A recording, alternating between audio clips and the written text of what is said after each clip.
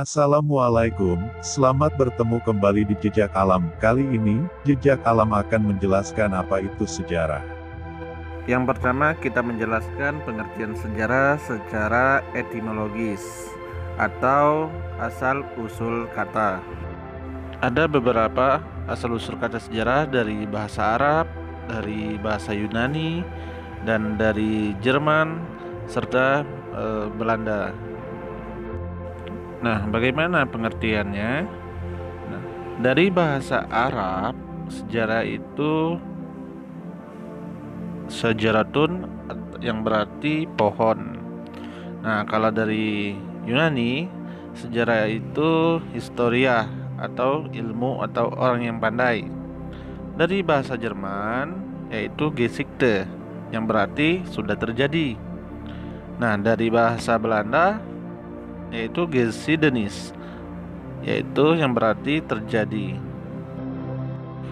Nah, kita membahas pengertian sejarah berdasarkan bahasa Arab, yaitu sejaratun yang berarti pohon.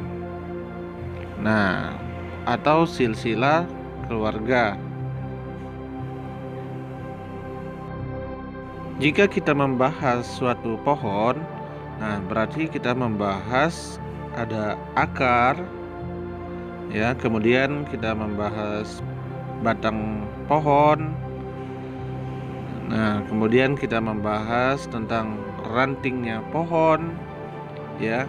Nah, yang terakhir kita membahas daun, dan hasil terakhir adalah buah. Yang pertama kita akan membahas akarnya pohon, atau kita membahas akar dari sejarah itu apa. Nah, akar dari sejarah adalah manusia. Kalau tidak ada manusia, sejarah tidak akan terjadi. Ketika kita membahas batang pohon, ya. Nah, di sini berarti batang pohon itu adalah peristiwa sejarah. Nah, dari satu peristiwa itulah manusia akan membuat peristiwa-peristiwa lainnya. Ketika kita membahas ranting-ranting pohon atau rantingnya sejarah, berarti kita membahas tentang cabang-cabang peristiwa, di mana satu peristiwa tadi akan membuat cabang-cabang peristiwa yang lainnya. Nah, peristiwa itulah yang nanti berkembang atau dia akan mati di situ saja. Kemudian kita akan membahas mengenai daunnya sejarah. Nah, apa maksud dari daunnya sejarah? Daun sejarah itu adalah prosesnya peristiwa. Nah, jadi proses peristiwa itu, apakah peristiwa itu mau berkembang atau mau mati di situ saja. Nah, jika dia mau berkembang, ya, peristiwa tersebutlah yang nanti akan membuahkan hasil yang terbaik. Nah, hasil terbaik itulah yang disebut dengan buah sejarah. Nah, buah sejarah itu ada yang busuk, ada yang bagus, tergantung peristiwa tersebut dijalankannya. Jika peristiwa tersebut diproses atau dikembangkan dengan baik, maka hasilnya baik juga. Jika buruk, dia akan buruk juga. Kita contohkan satu peristiwa, yaitu peristiwa perang. Ketika membuat suatu peperangan atau melakukan suatu peperangan, ya tidak lain bukan hanya perang saja yang terjadi, akan menyangkutkan peristiwa-peristiwa lainnya seperti ekonomi, ya. Nah, kemudian menyangkut juga kehidupan sosial masyarakat tersebut, dan bisa juga menyangkut peristiwa-peristiwa lainnya. Dan bagaimana pengertian sejarah secara terminologis atau berdasarkan para sejarawan dan para ahli.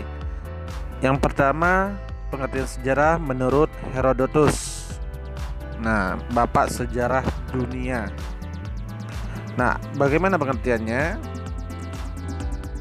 Sejarah tidak berkembang ke depan dengan tujuan yang pasti, tetapi bergerak sesuai garis lingkaran yang dinamikanya terpengaruh oleh keadaan manusia itu sendiri.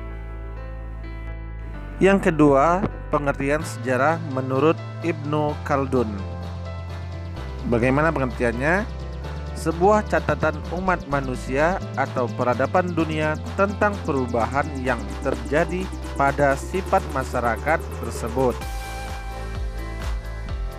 Terus yang ketiga, pengertian sejarah menurut Sartono Kartodijo, yang berarti sejarah adalah bentuk penggambaran pengalaman kolektif pada masa lalu, dan untuk mengungkapnya bisa melalui aktualisasi dan penetasan pengalaman masa lalu.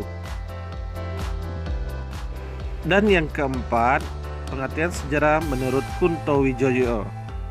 Nah, sejarah adalah hal yang menyuguhkan fakta secara ideografis, diakronis, unik, dan empiris. Nah, bagaimana kesimpulannya? Jadi, berdasarkan pernyataan-pernyataan tersebut dapat disimpulkan bahwa sejarah adalah ilmu pengetahuan yang mempelajari berbagai peristiwa atau kejadian penting yang terjadi dalam kehidupan manusia di masa lampau. Salah satu tokoh dari Yunani, yaitu Cicero, dia pernah mengatakan Historia Magistra Vitae. Nah, apa artinya? Sejarah adalah guru kehidupan. Jika ingin mengetahui kehidupan, belajarlah dari sejarah.